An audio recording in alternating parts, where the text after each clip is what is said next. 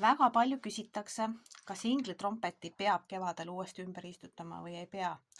Iseenesest on vastus siis selline, et tegelikult ju ei pea, kuna looduses ta kasvab ju ka kogu aeg siukses mullas, nagu ta on, keegi ei tõsta teda vahepeal välja ega ei istuta ringi.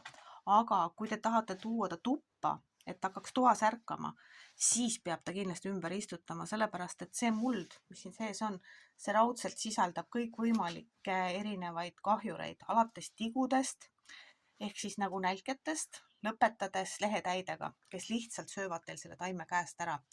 Aga ma ise nüüd konkreetselt sedasama taime, mis on siis külmagrupi inglitrompet, see kevad ümber ei istuta, sellepärast et ta on nagu nii ilus, et ma ei taha teda ära lõigata kuskilt.